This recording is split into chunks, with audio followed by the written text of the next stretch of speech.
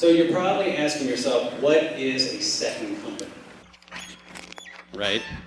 Well, it's actually our farm team at the Kansas City Ballet. It's comprised of 2 units. First being the Kansas City Ballet trainees, which would be kind of like our AA team, and then KCB II being our AAA team. So we went around, we auditioned 1,600 people from around the world, and this is the best dancers we could possibly find. Now my job is to take them from student to professional. You think that's easy, but it's not. What you think when somebody's in a ballet class, they're a ballet student. They're not a ballet dancer. Per se, yes, maybe. But they're not a professional. Professional, you have to do modern.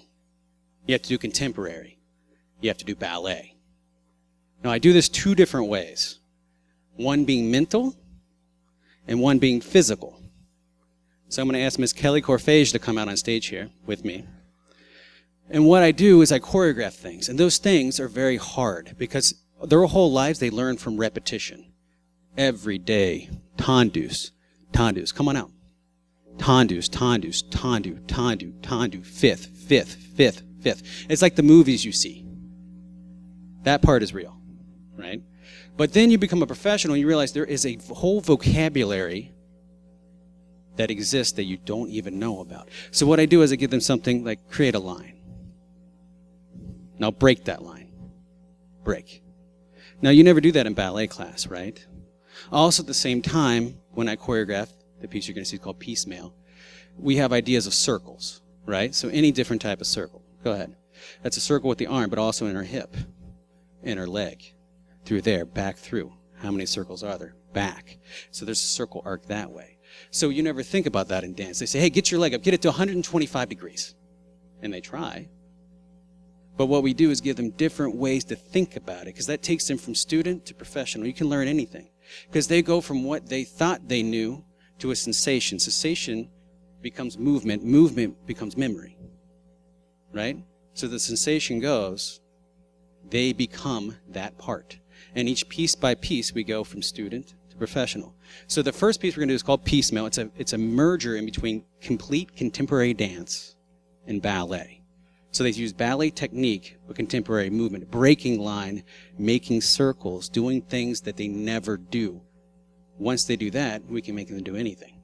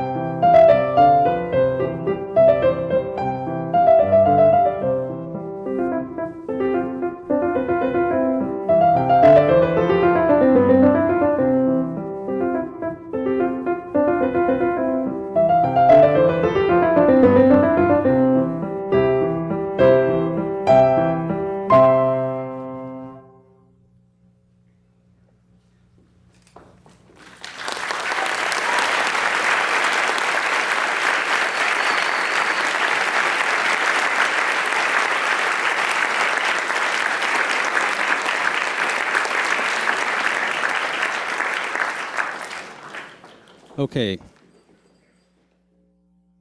So we covered physical. Now we have mental, right? Ballet dancers are also actors, actresses. You have to be Juliet. You have to be the Swan Queen, Odette, right? Now that's hard. On stage, smiling is easy. Everybody does it. You get uncomfortable, you smile. It makes you feel better. But what's hard is the deep, dark parts of you that you don't let anybody see, the stuff you hide. You let 5 people see that inside of you. But sometimes you got 2,500 people in front of you, and you need to show the most vulnerable spot of you. So mentally, what we do is we put them in those situations, but more than just those types of parts. So we recorded a poem, and it's in Miss Katherine Sawicki's voice, who's going to do the solo. And it's "Do Not Go Gentle Into That Good Night." And it's about a father dying, right? And you have to embody that. But what I do on top of that is I give them 7 different characters or things. That could be animals, that can be anything that they portray inside of it, while keeping an underlying theme of a father fighting against death. Now, if you can do that, you can play happy. You can be Juliet. It's easy to look like you're falling in love. Everybody does it, right? Eventually. As you go, please don't come out. As you go, you will see that it's really hard to show the dark spot, right? The spots you don't want to see. So as they do the solo, maybe their hand is a jellyfish. Maybe it's a bird. Almost the same, but completely different. Maybe they are a chipmunk. But then again, they might be a chicken. All exactly the same, but you see it now, right? But you also have to do that while playing the part of having a dying father, right? As you go, you might be inside of a vest, feeling crazy, locked up, can't get anywhere. But then you might turn into a monkey. So as you go, yeah, you laugh, but their faces will not change during the solo. Because if they can do all this, plus be the underlying theme, they can do anything. They're an actress, and they're a dancer.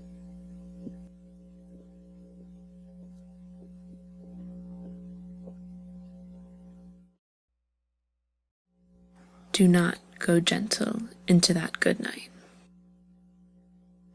Old age should burn and rave at close of day.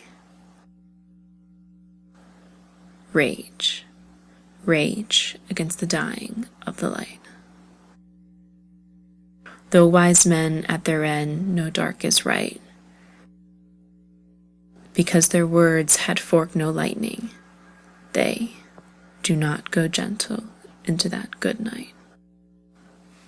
Good men, the last wave, by crying how bright their frail deeds might have danced in a green bay. Rage, rage against the dying of the light. Wild men who caught and sang the sun in flight, and learned too late they grieved it on its way.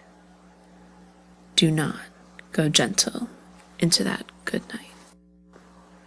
Grave men near death who see with blinding sight, blind eyes could blaze like meteors and be gay. Rage, rage against the dying of the light.